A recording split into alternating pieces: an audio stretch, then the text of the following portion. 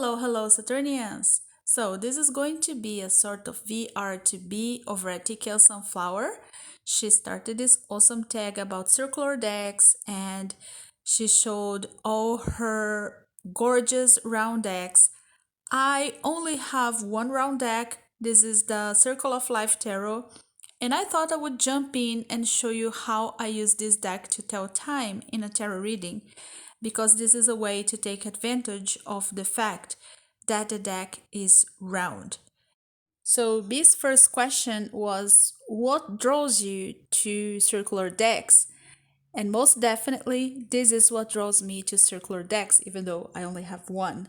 The fact that I can use the direction to tell time. It's not only upright or reversed. I have 360 degrees to work with. I'll show you in a minute how I do that. First, let me show you a few cards.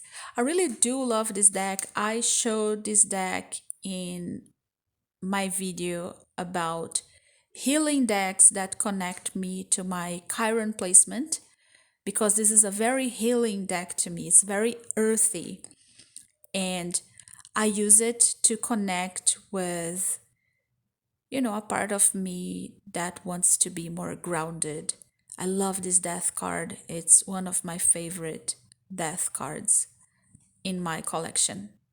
This fool is also so cute. There is a cat here. Can you see it? And the cat is the instinct. It's biting the fool's leg to protect him from falling. And I think this is a beautiful message, really. All right, so I know many of you struggle with shuffling around deck. But for me, I don't know, this is the perfect size for my hands, so I don't have a problem shuffling this deck. I think it shuffles really well. I can shuffle overhand like this. And if I am going to use this deck to tell time, then I have a different way of positioning the cards. Let me show you how this works, and then you understand why I think it's so great to have a round deck in my collection.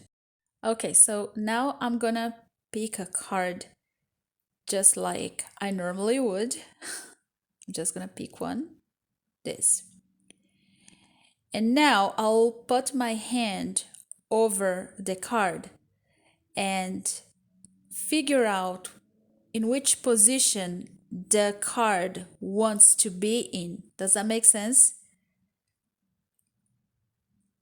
So I just keep going around until it feels right.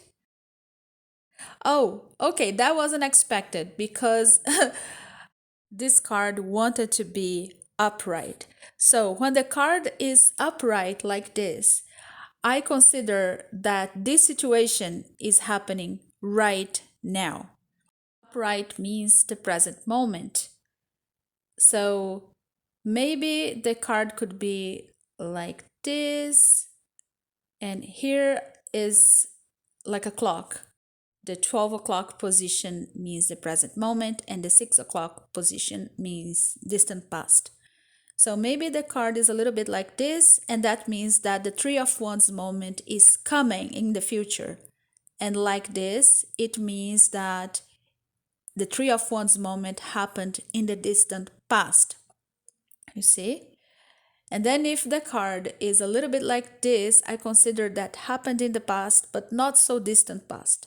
So yeah, and then upright again means it's happening right now.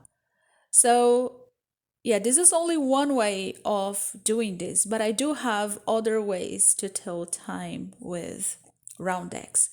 So still using the clock as an example, 12 as December, then 1 as January, 2 February, 3 March, etc. So if I want to know when something is likely to happen, I just pick a card, and again, I try to figure out in which position the card wants to be in. So maybe like this. And then, yeah, I flip the card.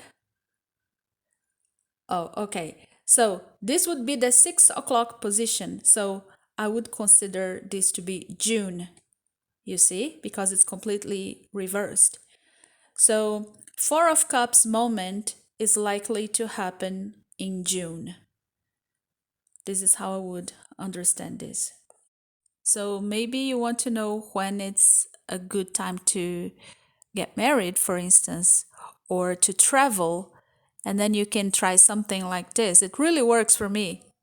So I always have this deck on my tarot table when I am reading for other people, because if they have questions that require, knowing time or when something is going to happen or when something is likely to happen, I can just use this deck to figure this out. And yeah, it's really interesting. So let me know in the comments if you try this. Okay, so here is the Tower card. So let's say the Tower card came up like this, in this position. I would then ask the querent, what happened yesterday? Did you have something unexpected happening to you? And let me tell you that I am always right. This would mean that the Tower moment is coming. Like, it's coming. It's gonna come at some point. So you should prepare, you see? All right, so B's next question was, what challenges do you find that circular decks present? Well, for me, none, because I like to use round decks like this. But I do think that if one doesn't like to read reversals and only reads upright positions, then maybe it would be a little bit difficult to read with round decks. Okay, how many circular decks do you have in your collection? I only have this one, but I have been eyeing the Wild Unknown Archetypes deck, which is a beautiful round deck. I love Kim Cran's art. But yeah, it's very difficult to find this deck here in Brazil, and the costs are very, very high for me to buy internationally. So I don't think I'm going to have that one. But yeah, it's a beautiful deck. The Gorgon's Tarot is also very beautiful. Well, I don't think I can answer any of the next questions because I only have this deck. So let me show you another way to use a round deck. So again, you can use clock example. You can do this to represent a single day. So the 12 hours of the day, for instance. You can really use your creativity here, you see? Or you can use the card to represent a month, and then you can have an idea of which day something is going to happen by dividing the circle into 4 slices, each slice being a week. So in this case, whatever you're asking about would happen towards the end of the 4th week. Can you see it? So yeah, use your creativity, people. Have fun with your tarot cards. That's the whole point of having a tarot collection, right? All right, so I hope you enjoyed this video, and go watch B's video because she's amazing. And don't forget to like and subscribe if you haven't already. I'll see you next time. Bye bye.